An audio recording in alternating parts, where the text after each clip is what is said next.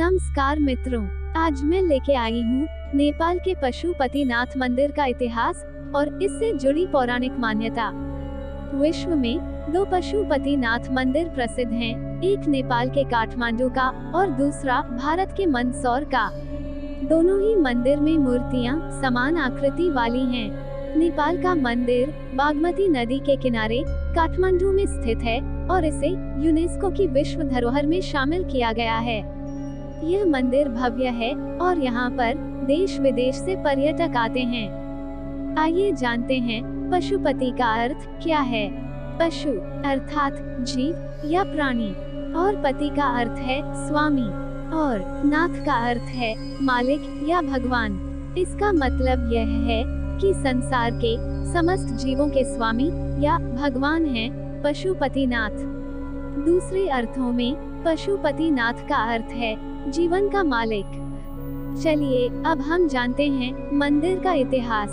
माना जाता है कि यह लिंग वेद लिखे जाने से पहले ही स्थापित हो गया था। पशुपति काठमांडू घाटी के प्राचीन शासकों के अधिष्ठाता देवता रहे हैं। पाशुपत संप्रदाय के इस मंदिर के निर्माण का कोई प्रमाणित इतिहास तो नहीं है, किंतु कुछ जगह पर यह उल्लेख मिलता है कि मंदिर का निर्माण सोमदेव राजवंश के पशुप्रक्ष ने 3री सदी ईसा पूर्व में कराया था। 605 ईस्वी में अंशुवर्मन ने भगवान के चरण छूकर अपने को अनुग्रहित माना था। बाद में इस मंदिर का पुनः निर्माण लगभग 11वीं सदी में किया गया था। दीमक की वजह से मंदिर को बहुत नुकसान हुआ, जिसके कारण लगभग 17वीं सदी में इसका पुनर्निर्माण किया गया। बाद में मध्य युग तक मंदिर की कई नकलों का निर्माण कर लिया गया। ऐसे मंदिरों में भक्तपुर 1480 ईस्वी, ललितपुर 1566 ईस्वी और बनारस 19वीं शताब्दी के प्रारंभ में शामिल हैं। अप्रैल 2015 में आए विनाशकारी भूकंप में पशुपतिनाथ मंदिर के विश्व विरासत स्थल की कुछ बाहरी इमारतें पूरी तरह नष्ट हो गई थी, जबकि पशुपतिनाथ का मुख्य मंदिर और मंदिर की गर्भगृह को किसी भी प्रकार की हानि नहीं हुई थी। चलिए अब जानते हैं मंदिर के पुजारी के बारे में। पशुपतिनाथ मंदिर में भगवान की सेवा करने के लिए 1747 से ही नेपाल के राजाओं ने भारतीय ब्राह्मणों को आमंत्रित किया था। बाद में माल्ला राजवंश के एक राजा ने दक्षिण भारतीय ब्राह्मण को मंदिर का प्रधान पुरोहित नियुक्त कर दिया। दक्षिण भारतीय भट्ट ब्राह्मण ही इस मंदिर के प्रधान पुजारी नियुक्त होते रहे थे।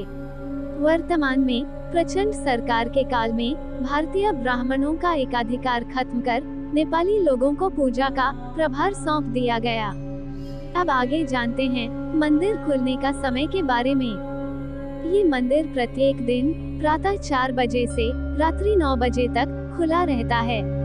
केवल दोपहर के समय और शाम 5 बजे मंदिर के पट बंद कर दिए जाते हैं। मंदिर में जाने का सबसे उत्तम समय सुबह सुबह जल्दी और देर शाम का होता है। पूरे मंदिर परिसर का भ्रमण करने के लिए 90 से 120 मिनट का समय लगता है। अब जानते हैं मंदिर का परिचय।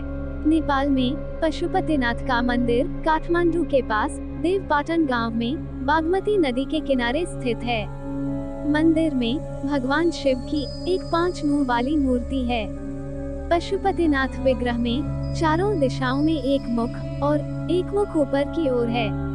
प्रत्येक मुख के दाएं हाथ में रुद्राक्ष की माला और बाएं हाथ में कमंडल मौजूद है।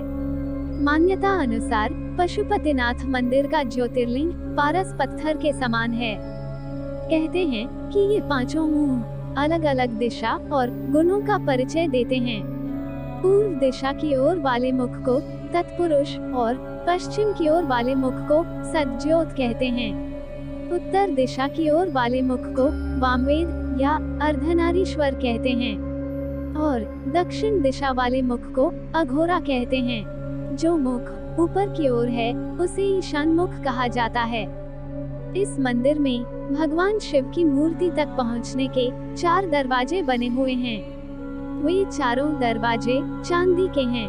पश्चिमी द्वार की ठीक सामने शिव जी के बैल नंदी की विशाल प्रतिमा है जिसका निर्माण पीतल से किया गया है।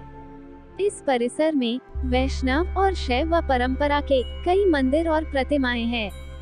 पशुपतिनाथ मंदिर को शिव के 12 ज्योतिर्लिंगों में से एक केदारनाथ मंदिर का आधा भाग माना जाता है।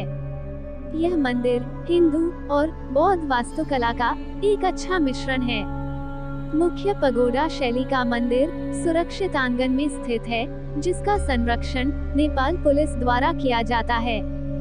यह मंदिर लगभग 264 हेक्टेयर क्षेत्र में फैला हुआ है, जिसमें 518 मंदिर और स्मारक सम्मिलित है। मंदिर की द्विस्तरीय छत का निर्माण तांबे से किया गया है, जिन पर सोने की परत चढ़ाई गई है। मंदिर वर्गाकार के एक चबूतरे पर बना है, जिसके आधार से शिखर तक की ऊंचाई 23 मीटर 7 सेंटीमीटर है। मंदिर का शिखर सोने का है, जिसे गजोर कहते हैं। परिसर के भीतर 2 गर्भगृह है, एक भीतर और दूसरी बाहर। भीतरी गर्भगृह वह स्थान है जहां शिव की प्रतिमा को स्थापित किया गया है, जबकि बाहरी गर्भगृह एक खुला गलियारा है। भीतरी आंगन में मौजूद मंदिर और प्रतिमाओं में वासुकीनाथ मंदिर, उन्मत्ता भैरव मंदिर, सूर्य नारायण मंदिर, कीर्तिमुख भैरव मंदिर, गुगा नीलकंठ मंदिर, हनुमान मूर्ति और 184 शिवलिंग मूर्तियां प्रमुख रूप से मौजूद है। जबकि बाहरी परिसर में राम मंदिर, विराट स्वरूप मंदिर, 12 ज्योतिर्लिंग और 15 शिवालय, गुहेश्वरी मंदिर के दर्शन किए जाते हैं। पशुपतिनाथ मंदिर के बाहर आर्य घाट स्थित है। पौराणिक काल से ही केवल इसी घाट के पानी को मंदिर के भीतर ले जाए जाने का प्रावधान है। आइए अब जानते हैं मंदिर दर्शन की मान्यता के बारे में। पशुपतिनाथ मंदिर के संबंध में यह मान्यता है कि जो भी व्यक्ति इस स्थान के दर्शन करता है, उसे किसी भी जन्म में फिर कभी पशु योनि प्राप्त नहीं होती है। हालांकि शर्त यह है कि शिवलिंग के पहले नंदी के दर्शन ना करे। यदि वो ऐसा करता है तो फिर अगले जन्म में उसे पशु बनना पड़ता है। मंदिर की महिमा के बारे में आसपास के लोगों से आप काफी कहानियां भी सुन सकते हैं। मंदिर में अगर कोई घंटा आधा घंटा ध्यान करता है तो वह जीव कई प्रकार की समस्याओं से मुक्त भी हो जाता है।